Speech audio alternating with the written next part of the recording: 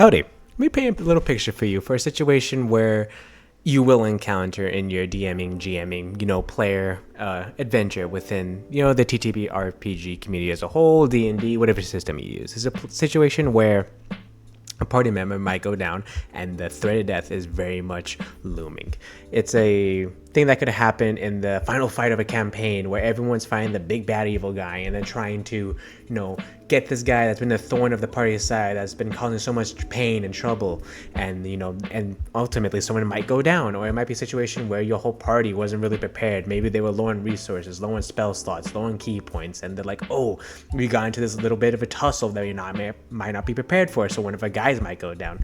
And I want to talk about how there's a little bit of divergence in the whole TTRPG world and how to deal with the concept of death. Maybe one of your party members fail this death saving throws. Maybe someone gets blasted into smithereens from a fireball. And how do we deal with that? How do we come back from that? A lot of people try to shy away from it. Some people embrace it. Some people are deathly afraid of it and really just don't want to avoid it and don't want the idea of their own personal character they put so much time and effort into going away.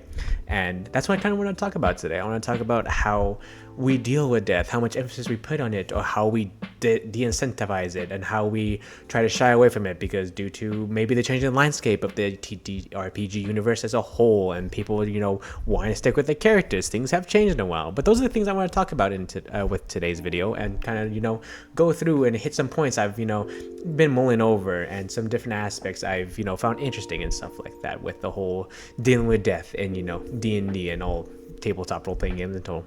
So if you're interested in that, stick around and listen to me ramble for another 10-15 minutes, and yeah, hope y'all enjoy. I'm the Dreadful DM, or Jordan, so yeah, let's get right into it.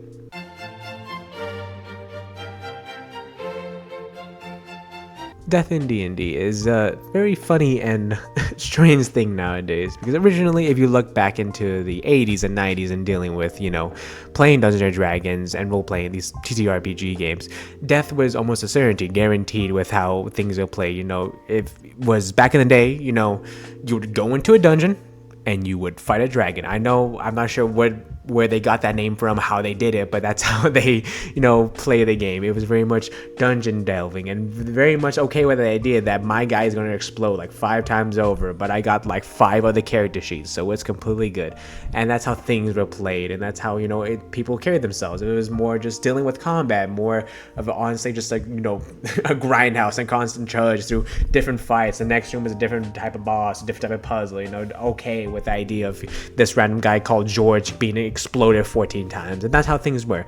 But over time and how things change and how the whole landscape changes, especially with stuff like Critical Role, Dimension 20, and these new heavy role-playing based things come into it, and that's how people get interested in the hobby, how people introduced to this new idea of D&D, tabletop role-playing games and stuff like that. It was a large emphasis on role-playing and being invested to your character, making these characters feel alive and not just a random blank face that's going to get sent into the wood chipper eventually, putting so much character backstory, so much this tone and effort into this character that's alive in this world that you might be playing in, and how they interact with people, the party members, the NPCs, the DM themselves, and stuff like that. So much effort has been put into the more role-playing side of things, and being put into a more emphasis overall in role-playing, and almost being more incentivized, being more important than the actual battle of everything. Nowadays a lot of campaigns might only be minimum battle, mostly just role-playing and talking, and honestly that's how it can continue and be more incentivized. And I think that's for the better, to be perfectly honest. In some aspects, there's one OSR guy that's screaming, his spidey sense went off when I said that, and they're just yelling right now, so that's pretty fun. But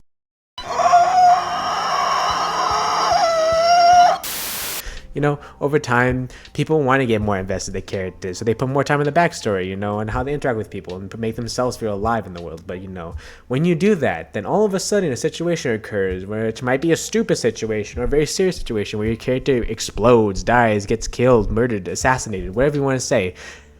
All of a sudden, all that time, effort, energy you put into this character, maybe part of yourself is shown through this character. I've talked about how we make characters and such before. And all of a sudden, that guy is now just gone.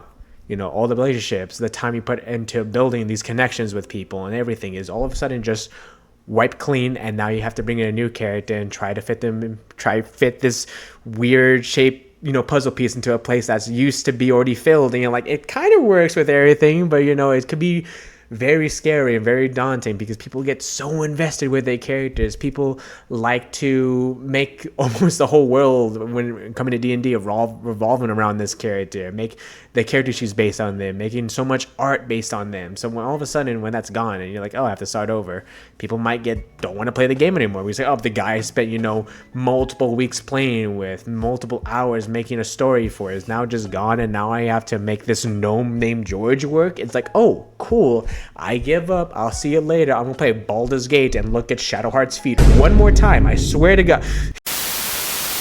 So how do you deal with death as a DM? A lot of times is being de-incentivized because now players have more options of dealing with death. That spell just revivify is right there. So a lot of times people nowadays don't even deal with the whole giving 500 gold. Now you just have revivify. So this character that died maybe in a very emotional way that was heartbreaking and very impactful for the story, and maybe it's a very good story point, your cleric comes up is not dead anymore. It's like, oh, cool, well, there goes that. So now I have to find stakes in a different way and dealing with that. It's such a natural inbuilt way of building up stakes and wanting to think about what you do. But since we have more ways to deal with death, it's very much no longer this giant looming threat of oh, I have to be careful, I have to think, I have to think of a strategy, I have to be more mindful of what I say to these people, more this, more that. It's more like, oh, if I mess up and die, well, my guy has a level 3 spell slot ready and I have 500 gold, so let's roll the dice, let me just kill this guy and see what happens. And it was like, oh, okay, so maybe the stakes. So you're like, ugh. So maybe DMs are like, hey, revivify is not really that thing in this world, or maybe this isn't. But players get annoyed and they don't want to lose a character. A lot of people do. I know quite a few people. It's like, I have 4 character sheets ready to go right now. They're all broken in 4 different ways, so it's gonna be wonderful for the DM. And I'm like, cool, I'm just trying to make a story. But yeah, death nowadays is just like, oh, okay, so whatever. Death is more permanent for NPCs. When the players are not the ones who are at risk, they're okay with letting an NPC die or letting this person, get exploded, or that's because it's not my guy. I'm not the one who's dealing with that. That's the DM stuff. If he wants him to explode, go for it.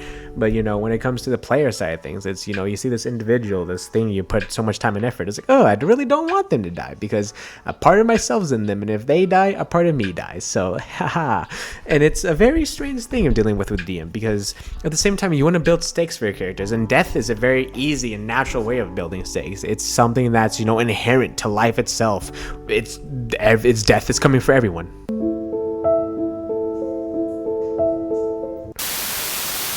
But yeah, death is coming for everyone, so you're gonna have to deal with it, and that's a very natural way, an easy way of building up stakes. And it's honestly a very easy way of dealing with death in lower levels when the party doesn't have access to a cleric with a high level and they don't have access to revivify. So like, oh, let's be more careful, let's be more mindful. Maybe we shouldn't go fight those horde of goblins or kobolds or whatever because we will die. But as soon as you hit level 5 and that revivify spell comes active, it's like, oh, okay, now I can throw my balls into a wood chipper and I'll see what happens, dog. I'll be right back. It's like, oh, cool.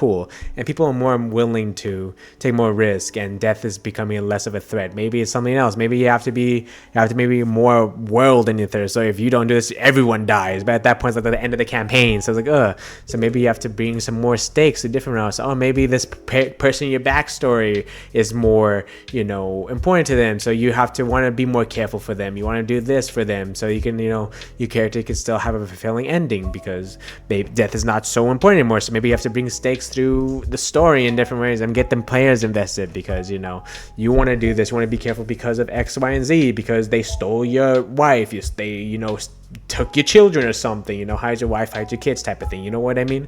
So you have to find more ways to incentivize being careful, incentivize stakes, put them like, hey, your whole world's gonna end, but or something. So it gets a little more difficult as you progress through the world, as you progress through a story and dealing with, the incentivization of being careful and not worrying about death. Of course, if you're a DM, you can be like, oh, death is a little more permanent, so Revivify is not really a spell you have access to, or maybe you can only use it 3 times in the whole campaign, so you have to be very careful still.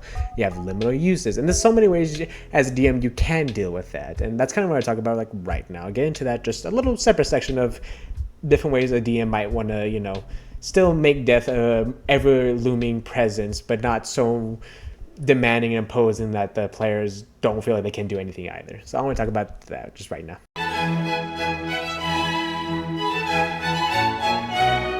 As DM, how do we deal with death becoming less important? How do we make it more of a lasting fact instead of just a nuisance that, gets thrown into the same pile as, oh, I'm running low on spell slots. Oh, I need a long rest. I need a short rest to get this. How do we make it more of a imposing force and something that the players have to actively, avoid, something they have to plan around, make sure they don't do anything dumb so the K doesn't explode? How do we do that? So one easy way of doing it is, simply modifying Revivify, either removing it completely so players don't have such an easy way of doing it, and so they don't, feel like they have just easy safety now. It's like, oh, just cast Revivify. While we're looting dead bodies, our friend got chopped into a million pieces by that dragon, but, we have Revivify, so it's fine. That's one way of doing it. Maybe you can limit Revivify, so they can only do it like 3 times in the whole campaign, so they have to be very careful with how they, act, but they have a little bit of leeway. So I have a Revivify just in case this doesn't work, but I don't really want to do it because what happens if it doesn't? So we have to burn one on a stupid thing. So they have to still think and plan around it. They have to be like, okay, we have a little bit of a safety net, so let's maybe take a risk here, maybe be willing to stealth into this place, and maybe let's be a little more mindful. Let's think about different routes of how we deal with situation. Let's be more smart players, not just run into, heads first and into every situation, every encounter, and hopefully you just kill everyone and win. Maybe let's think about, hey, let's go around, let's try to sneak in this way, let's disguise ourselves, let's do something like that. It makes it more important for players and teams to, cooperate, think of ways to, get around this issue. And another way you can make it that Revivify is not a thing, but there's a different way of going through a resurrection type of thing. Maybe you have to go through this great trial, maybe a whole campaign but like a whole arc for your party they have to go through to revivify or revive this one person who died. And maybe the person could be, have a standing character in the meantime, and they can still, they're still fighting for their own character to come back. So there's still incentive to, fight and be stronger, make good decisions. You could do something like that. You can make it so that it just costs a lot more or something. So people are like, okay, we don't have too much coin right now, so let's not, throw our head into ways. There's ways you can make it within the story, within the way the spell works, just modifying how there's ways you can, make your characters think, make your players try to slow down and not throw themselves. I personally like the idea of, make it into like a story route, make it into an arc. If someone dies, maybe they go into Avernus and they have to pull that soul from hell, or maybe the whole party dies and so they can go, run through Avernus or hell or whatever you want to call it, and they can like bust a way out, from the underworld or something like that. Make it a whole arc, make it that they fail, but through the trials and actions and getting better and smarter and stronger, they're able to get out of this, death and beat death essentially. In gambling and in a card game, in a poker hand, you know what I mean, something like that. So it's things you can do, some things you can, as a DM, you can don't have to like remove or Revivify. You can also implant to the world and make it that it's weird, it's chains, that people, there is a way of getting back, but it's gonna be a lot more laborious, a lot more demanding of them. It's gonna be more strenuous. So maybe to avoid that for them, maybe they think, maybe they plan, maybe they don't run into a room that they don't know what's over there, so they don't get disintegrated automatically by a trap. You know what I mean? Ways that we can just think and slow the game down and make them think like, okay, let's think about the situation, let's try to be smart about it, let's try to make it more important. Because if we don't, then a lot of times they just fall back on like, oh, I have this spell, I have this, I have that, and they don't have the idea of making their characters confront death and feel like it's something that's just a nuisance, and not like, hey, I have reasons to stay in here, so let me be smart. I have to worry about X, Y, and Z in this role, so let me think about X, Y, and Z in the situation. And it's something that we just have to, not force them. We don't want to feel like they can't make any decisions because death is like right there. You will die, you will die, you will die, you will die, you will die. How many walls, how many walls, how many walls? That type of situation. You know what I mean? We don't want to incentivize that. But you want to incentivize like, hey, think smart, because your player is not going to be so easy to come back in this situation. You might have to burn a Revivify. You might have to go through a whole trial of getting them back. You might have to go through a whole new story arc of getting them back if you really want to. But, that's only for some people. Well, for a good chunk of people. There's a lot of people who are okay with losing characters. Like, okay, that guy died, let me get Bumpus number 44. There's just stuff like that. And it's something to make death more important, make more impactful. We want death to be this thing where it's going to happen in your game eventually. And we want it to be, hey, let's take a moment, let the person say the final words or the final actions. Maybe they say a final hoorah for the whole group before they get eaten by a dragon. Maybe they give impart some final words of wisdom, the like secret they've been looking for, or like things like, hey, the traitor is this guy, or some words that impact or change the campaign or something, some unknown secret that they can do, and then they die. And then if they want to go with the trial coming back, they can, or if they want to see a new character, they could do that. But they want Death to feel like it's important for them. They want maybe the final words or something that'll be more lasting and impacting, not just like, oh, I'm dead, Capture Vivify. Okay, let's go. Give me this, magic item from that guy or something. We want it to be the characters to feel like, hey, let's take a second to make sure to not revel in death, but to give it the importance that it is within the world and to my character and to myself. Let's give our characters that, respect, and our DM that respect, that we try to take the best care of our characters, try to make the best actions, but despite everything, our best roles, our best plays, our best, convincings and stuff like that. Maybe things didn't roll right. Maybe the dice said, hey, your character's time is up now. And that's the way things go. And your players have to be okay with that. If everything else fails, like, hey, I lost this character, I'm sad, but let's continue. I got a new character. I can make these same type of new stories, new situations, new backstory, new stuff, new connections with this world through this different lens of a different character who might be a little more morally good, a little more morally dubious, maybe more of the same, depending on how your players are. Just making death this more special thing, a thing that we should take a second to acknowledge and be, reverent of. So yeah, but that's pretty much all my thoughts. I'm gonna head over to my final thoughts for now.